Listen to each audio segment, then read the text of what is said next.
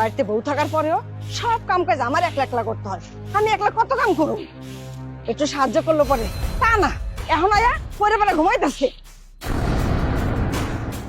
দূর ভাই, আপনার সমস্যা কি? সকাল সকাল এমন চেঁচামেচি করতে দিচ্ছেন কিসের জন্য? আপনার জন্য সকাল সকাল মাথার মধ্যে ব্যথা হইলাম। বৌমা, তুমি আমার লাগে এইভাবে কথা বলতেছো কেন? ও আচ্ছা, আপনি আমাকে যা না তা বলবেন আর আমি আপনার কথা হজম করবো? আমি তোমার কথা শুনাইতেছি না বৌমা। নীলু কলেজে গেছি, আমি একলা সব কাম করতেছি। তুমি তো একটু আমার সাহায্য করতে পারো, তাই না? এত বেলা পর্যন্ত ঘুমানো দরকারটা কি? ওরে বাবা রে, তুমি তো আমাকে সাহায্য করতে পারো। শুনেন, এই সমস্ত কাজকর্ম আমাদের বাসার সার্ভেন্টরা করে। ও সার্ভেন্ট মানে তো আপনি বুঝবেন না। এই সমস্ত কাজকর্ম করে আমার বাসার আয়া বুয়ারা। আয়া বুয়ার কাজ আমি করতে পারবো না। ওমা কি হয়েছে, এরকম চেঁচামেচি করতেছো কে? ছাত্রমেচি কেন করতেছি? তোমার মাকে জিজ্ঞেস করো। প্রত্যেকদিন সকালবেলা রুটিন হয়ে গেছে, সকালে উঠে কানের মাথা খেয়ে ফেলে জ্ঞান জ্ঞান জ্ঞান জ্ঞান করতেই থাকে। আর এরকম চিল্লাচিল্লি করতেছো কে? মানুষ তো শুনলে তো খারাপ করবো। শোনো, ঘরে তো আর তেমন কাম কাজ নাই, তোমরা তিনজন মিলে হাতে হাতে করলেই তো কাম কাজ শেষ হয়ে যায়। ধরো বাজার লইছি। কি আনছো এগুলা? এগুলো কি আনছো? এগুলো মানুষ খায়, গরু ছাগলের খাবার। প্রত্যেকটা দিন এই সমস্ত খাবার আনো। এইসব শাক লতা ছাড়া খেয়ে আমি বেঁচে থাকতে পারবো না। একটু মাছ মাংস আনা যায় না? আর তুমি না মাছের আড়তে চাকরি করো, তাহলে কিসের জন্য একটু মাছ মাংস আনতে পারো না? তাই বলে তুমি বাজারের ব্যাগটা ফালাই দিবা? আচ্ছা, আমার আয় রোজগার যেরকম, আমি কি সেরকম বাজার করবো না? কো মাছের আড়ত আছে বলে কি সেখান থেকে মাছ আমি চাইলে লয়ে যেতে পারি? তা রোজগারটা একটু বাড়াও। আমার এরকম ফকিন্নিদের মতো করে থাকতে ভালো লাগে না। এই লাইফ আমি লিড করতে পারবো না। আর আপনি সকালবেলা ঘ্যান ঘ্যান করে কানের মাথা থাকেন না। অশিক্ষিতর দল সব। শোন বাবা, অভাব যখন তার এসে দাঁড়ায়, ভালোবাসা যখন জানলা দিয়ে পালায়, আমার মনে কি জানোস, এই বড় লোকের ঘরের মাইয়া বিয়া করা তুই ভুলই করছস।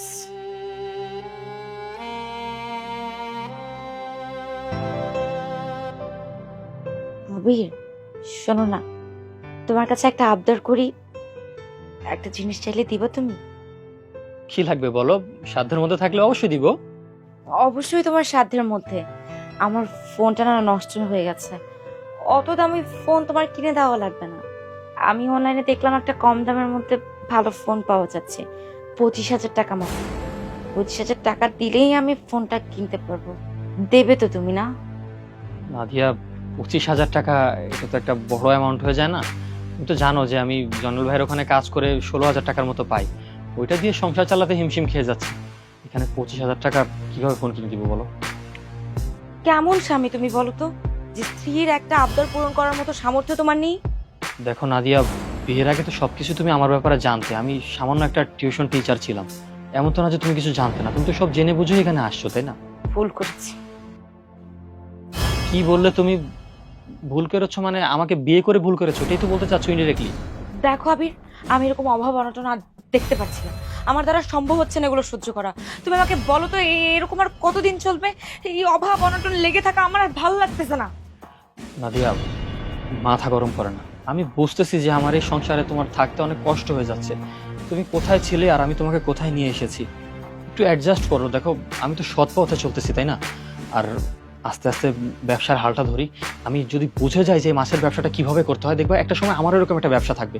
একটু ধৈর্য ধরে আমার সাথে একটু কিছুদিন থাকো তুমি, দেখবা সময়ের সাথে সাথে সব কিছু ঠিক হয়ে যাবে। যে ঠিক হবে। পুলিশ স্যার, এই যে পাইছি। আমি আমি কি কর আমার আরে কোথায় নিয়ে যাচ্ছেন ওকে? ছেড়ে দেন, ছেড়ে দেন ওকে। স্যার, এই যে আসামি পেয়েছি। তুমি কিনে থানায় চলো। আসামি? আমার ছেলে কি দোষ করছে? আমার ছেলে ছেড়ে দেন, তার কোনো দোষ করে নাই। তোর ছেলে আমার মেয়েকে কিডন্যাপ করেছে। কিডন্যাপ? আপনার মনে কোথাও ভুল হইতাছে।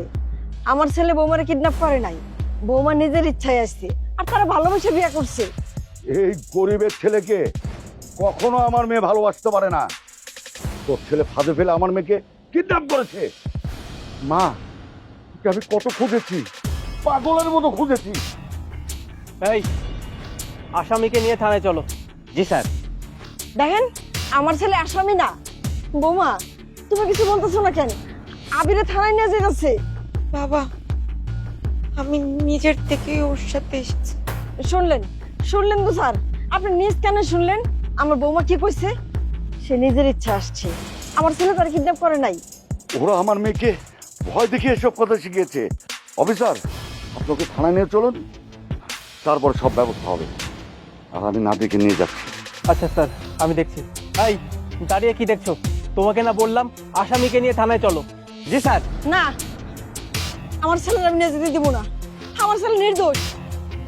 শুনুন, এটা আমাদের কাজ, দয়া করে আমাদের কাজে বাধা দিবেন না। আর যদি আপনারা বাধা দেওয়ার চেষ্টা করেন, আমরা কিন্তু বাধ্য হব আপনাদেরকে থানায় নিয়ে যেতে। এই ছেলে, তোমার মা আর বোনকে বোঝাও, তারা যেন আমাদের কাছে বাধা না দেয়, তাহলে কিন্তু আমরা বাধ্য হব তাদেরকেও থানায় নিয়ে যেতে। না না স্যার, আমার মাকে আমি বুঝিয়ে বলতেছি। আমার মা আপনার কোনো কাজে বাধা দেবে না। মা, তুমি দয়া করে কোনো চিন্তা করো না। আমি নির্দোষ, তুমি জানো না তোমার ছেলেকে? আর তোমার বৌমা তো নিজের মুখেই বলতেছে যে আমি ওকে কিডন্যাপ করিনি। আমি দেখো, আমি চলে আসবো, আমি চাই। না বাবা, আমি তো যেতে দিব না। তোর যদি নিতে হয় তাহলে আমারও সাথে নিয়ে যাবো। আমি যাবো তোর লগে। মা, তুমি যদি আমার সাথে যাও, আমার বোনটা বাড়িতে একা একা কিভাবে থাকবে বলো? আমার সাথে তোমার যেতে হবে না। আমি তোমাকে বললাম, আমাকে ওরা কিচ্ছু করবে না। দেখো, আমি একটু পরে বাড়িতে ফিরে আসবো। বাবা, আমার কোনো দোষ নেই। এই, তুই চুপ কর, তুমি বাসা নিয়ে যাচ্ছি। অফিসার, আপনি ওকে থানায় নিয়ে যান, আমি আমার মেয়েকে নিয়ে যাচ্ছি। চল।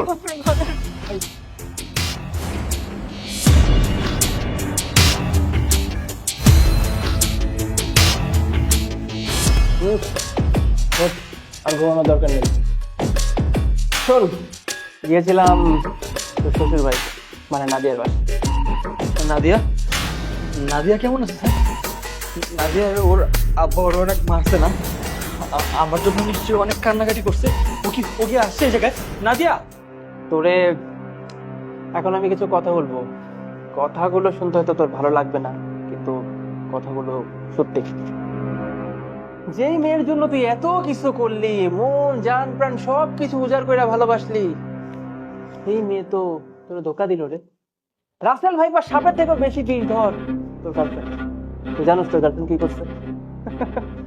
যে মেয়ে তুই অন্ধবিশ্বাস করলি, সেই মেয়ে তো কোর্টে তোর এগেইনস্টে মিথ্যে সাক্ষী দিছে। সে মেয়ে কি কইছে জানোস? সে মেয়ে কইছে তুই নাকি তারে কিডন্যাপ করছিস। এখন তুই ভাইবা দেখ তোর কি অবস্থা হইতে পারে। অসম্ভব স্যার। নাদিয়া এসব কথা নাদিয়া বলতে পারে না স্যার। এইগুলো মিথ্যা কথা স্যার, এইগুলো মিথ্যা কথা। মানুষ ভালোবাসলে অন্ধ হয়, কিন্তু এতটা অন্ধ হয় তোর না দেখলে বুঝতাম না। আসলেই ভাই, তুই ভালোবাসতে জানো, কিন্তু তুই তো যে মায়ের ভালোবাসতো সে তো তোর আর ভালোবাসে না, বুঝিস নাই? আমি তোরে যেটা কইতেছি এটাই সত্যি। ওই মায়া কোর্টে গিয়ে সাক্ষী দিতে তুই নাকি তারে কিডন্যাপ করছস। কিডন্যাপ কথা কানে যায় না তোর? আপনি মিথ্যা কথা বলতেছেন স্যার। আপনারা ঘুষ খাইছেন, ঘুষ খাই আপনারা উল্টাপাল্টা কথা বলতেছেন, আমরা আটকে রাখছেন, আমার নাদিয়ার আমার থেকে দূরে রাখছেন। আচ্ছা, কি কইলি তুই? তোর এত বড় কলিজা, তুই আমার এত বড় কথা বললি? রামজাদা, এই শোন, আমি টাকা খাই আর যাই করি, ওই মেয়ে যেহেতু সাক্ষী দিছে, তার মানে তোর যে কি অবস্থা হইব তুই কল্পনা করতে পারছিস না। তুই খালি দেখ তোর আমি কি অবস্থা করি। এই শুরু কর আবার। আর কত মারবেন স্যার আমারে? আমার মুখ বন্ধ করতে পারবেন না স্যার। আমার নাদিয়ার আমার কাছ থেকে দূরে সরে যাবে।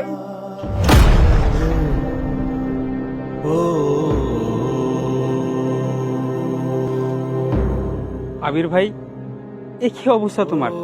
জেল থেকে কবে ছাড়া পাইলে? আজকেই ভাই। হ্যাঁ রে ভাই, শিক্ষিত একটা ছেলে হয়ে কি একটা কাজ করলা তুমি। বড়লোক ঘরের মেয়েকে বিয়ে করলা, সংসার তো করতে পারলাই না, বরঞ্চ আরো মান সম্মানটা খাইয়ে দিলে। বাইরে তুমিও এখন কাটা গায়ে নুনে সিটা দিতেছ?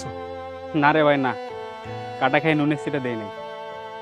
তোমার মা তোমার জন্য এত কষ্ট করলো, তোমাকে শিক্ষিত বানাইলো, ভাবছিল তোমাকে নিয়ে সুখে সংসারে দিন কাটাবে, কিন্তু কি হলো? দিন শেষে তোমার মা চিকিৎসার অভাবে মারা গেল। আমার মা মারা গেল মানে? কি আলতু ফালতু কথা বলতেছো তুমি? না রে ভাই না, কোনো আলতু ফালতু কথা বলি নাই। তোমাকে নিয়ে যাওয়ার পরে তোমার মা তোমার শোকে ধুকে ধুকে মারা গেছে। আহারে জীবন। ও জানো ভাই, তোমাকে এক নজর দেখার জন্য তোমার মা ছটফট করতেছিল, কিন্তু শেষ দেখাটা আর মেলে নাই। কি? আমার মা মারা গেছে? আমার মায়ের বাইসে নাই?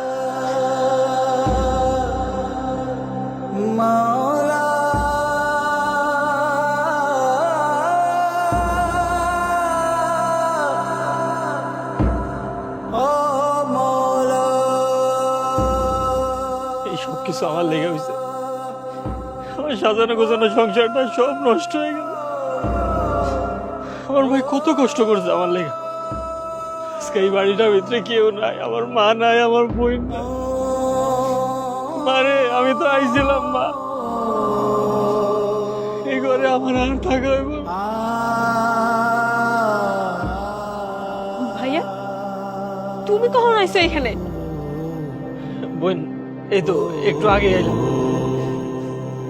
আইতে আইতে শুনলাম যে আমার মা আর নাই। যা হইবার হয়ে গেছে, পুরনো কথা ভাইবা কষ্ট পাই না। আপনি কেডা ভাই? আমি নীলু স্বামী।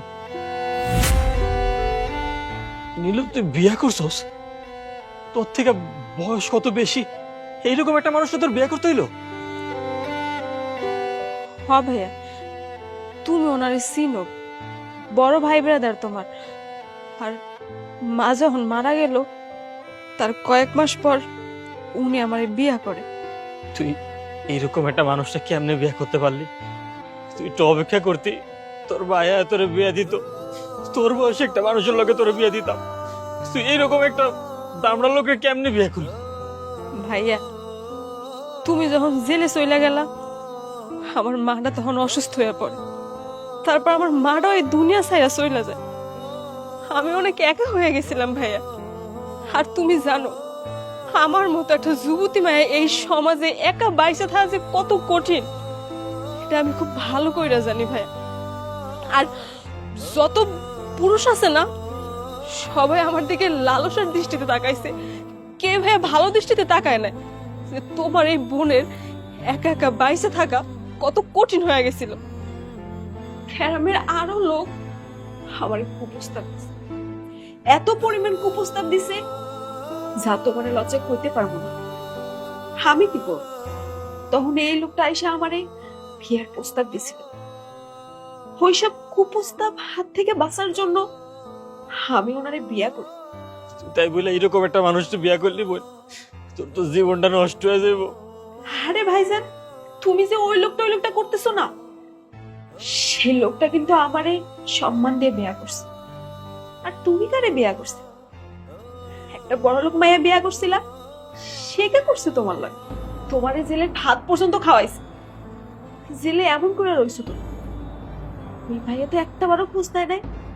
যারা ওই লোকটা করতেছো না, সেই লোকটা আমার স্বামী, যে তোমার নিজের টাকা খরচ করে জেল থেকে জামিনে বাইর করে আনছে। ভাইজান আপনারে ভুল বলছি আমি, আপনি তো আমার মেলা বড় উপকার করছেন। যে আমার ক্ষতি করছে আমি তারে কেমনে ভুলে গেলাম। ভাইজান কই যাইতেছো তুমি? আমার নাদিয়ার কাছে যাইতে হবো না? ওর লোক আমার অনেক হিসাব, ওর কাছে আমার যাইতে হইব।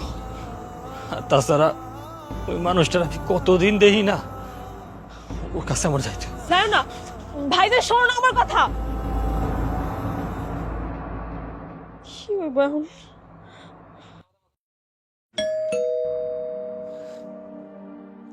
নাদিয়া, আমাকে আমাকে চিনতে পেরেছো?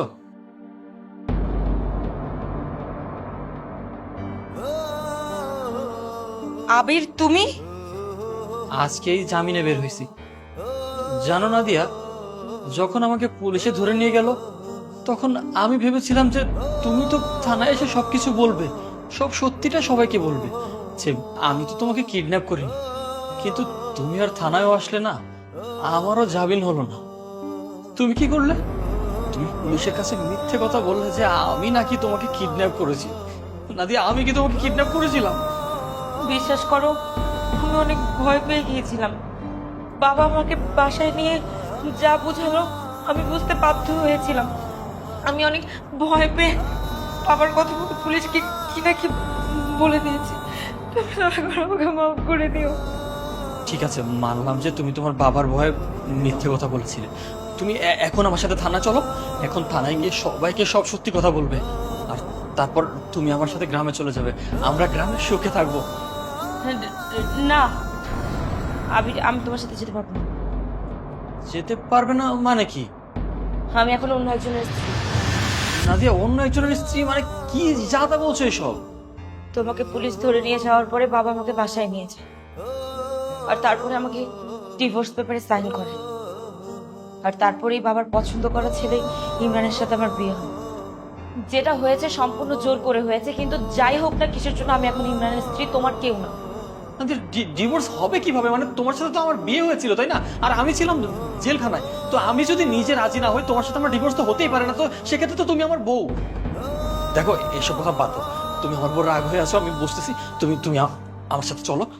আরে তুমি কেন বুঝতে পারছো না? আমি তোমার সাথে যেতে চাই না।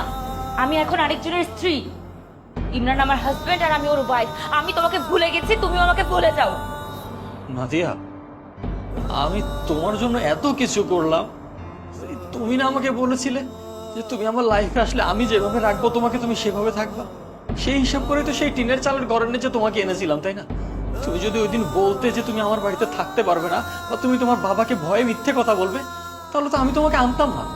জোর তো তুমি আমাকে করেছিলে, তাই না? তোমার জন্য আমার পুরো ক্যারিয়ারটা নষ্ট হয়ে গেল। আমি এত কষ্ট করে পড়াশোনা করেছিলাম, সেখানে জেল খেটে বের হয়েছি। আমি না থাকার কারণে আমার বোনের অন্য একটা ছেলের সাথে বিয়ে হয়ে গিয়েছে, যে কিনা আধবুড়ো। আমার মা মারা গেছে অসুস্থতার কারণে, সেই মুহূর্তে আমি আমার মায়ের মুখটা পর্যন্ত দেখতে পারিনি। আর এত কিছু করার পরে তুমি এই প্রতিদান দিলে।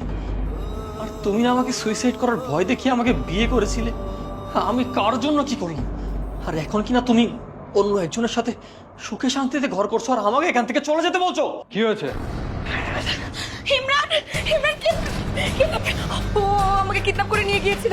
আর তারপরে বাবা ওকে পুলিশের কাছে ধরিয়ে দিয়েছে। এখনো ছাড়া পেয়ে এতদিন পরে আবার আমাকে নিতে চলে এসেছে। আমাকে কেন কিডন্যাপ করে নিয়ে যাবে? আমাকে কিডন্যাপ করো। কিডন্যাপ? আমি এখনই পুলিশে ফোন করছি।